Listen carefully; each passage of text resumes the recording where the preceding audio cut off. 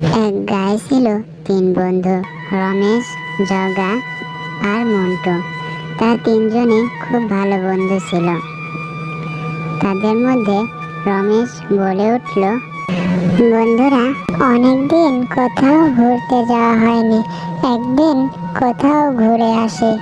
রমেশের কথা শুনে তারা বলল, জঙ্গলে গিয়ে ঘুরে আসি। তারা তিন বন্ধু মিলে একদিন সকালবেলা সিদ্ধান্ত নিল তারা আজকে জঙ্গলে ঘুরতে যাবে। রমেশ, জগা ও মন্টু তারা তিন বন্ধু মিলে জঙ্গলের উদ্দেশ্যে বের হলো।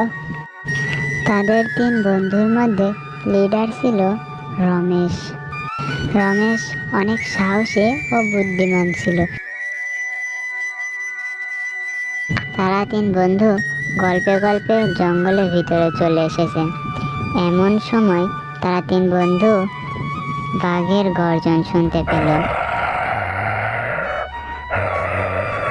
এমন সময় সামনে তাকিয়ে দেখলো বিরাট এক বাঘ তাদের সামনে দাঁড়িয়ে রয়েছে আর গর্জন করছে। তারা তিন বন্ধু বাঘকে দেখে ভয় কাতর হয়ে পড়ল। বাঘ তো খুশি বলে উঠল, আজকে তিনটে মানুষ পেয়েছি, আজকে পেট ভরে খাওয়া যাবে, কয়দিন আর কিছুই রমেশ বাঘকে মারতে যাবে এমন সময় বিরাট এক পালোয়ান এসে বাঘের সাথে যুদ্ধ করতে লাগলো।